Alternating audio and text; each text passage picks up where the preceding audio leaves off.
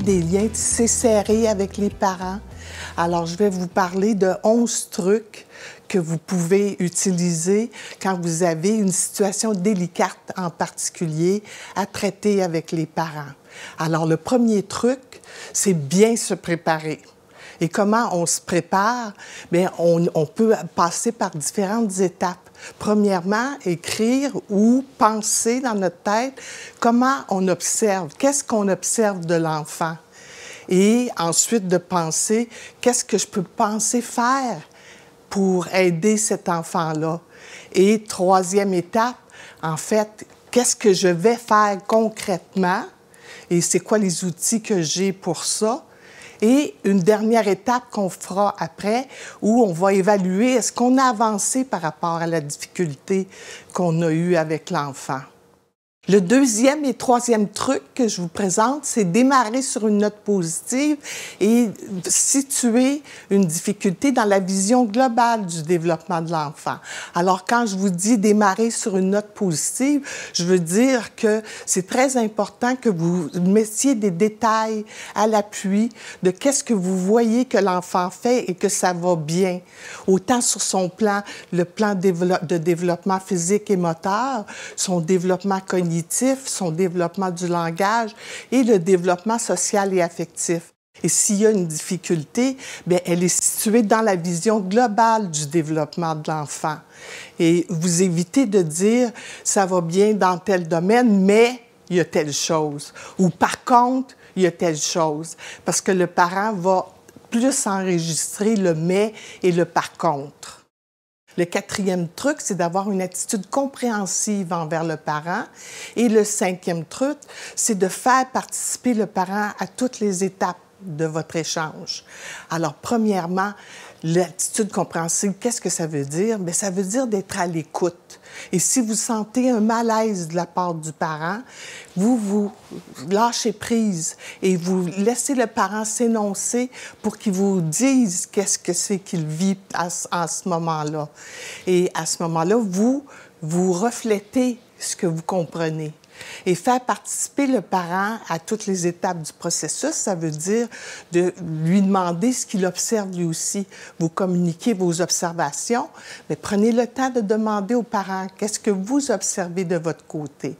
Et quand il va avoir l'étape d'évaluation, réflexion, rétroaction, alors vous allez vous donner rendez-vous avec le parent pour évaluer est-ce qu'on a avancé par rapport à la difficulté? Est-ce que les solutions qu'on a trouvées sont valables et nous font du bien et font du bien à l'enfant. Le sixième truc, c'est de tenir compte des changements dans la vie de l'enfant, des changements qui peuvent amener des stress. Alors que ce soit une grossesse, une naissance, séparation, divorce, déménagement, deuil, famille recomposée, etc., tous ces éléments-là de la vie ordinaire, en fait, ça crée des stress pour l'enfant. Et dans vos façons d'intervenir pour l'aider, autant pour vous que pour les parents, il y a besoin de soutien à l'enfant. Et votre compréhension de son développement doit tenir compte de ces changements-là qui sont dans sa vie. Le truc numéro 7, c'est de garder la communication ouverte avec le parent par différents moyens.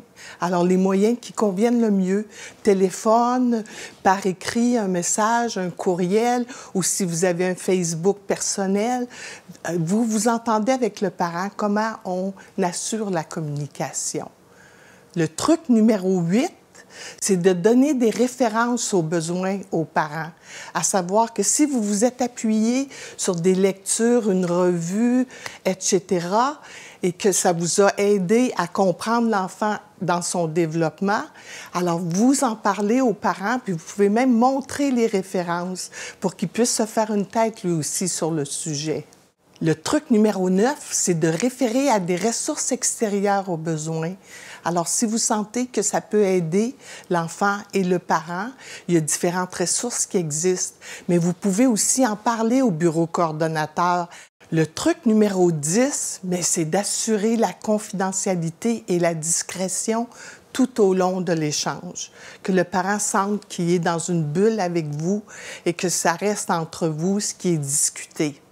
Et le truc numéro 11, c'est de conclure toujours sur une note positive. Alors, situer la difficulté, comme on a dit tantôt, dans une vision globale de l'enfant. Alors, vous parlez d'un processus vers, vous donnez espoir qu'avec les moyens que vous venez de définir, que vous allez avancer avec l'enfant par rapport à sa difficulté et vous manifestez du tact, la délicatesse et de la franchise. Avec ces éléments-là en main, vous avez tout ce qu'il faut pour avoir des liens tissés serrés avec les parents.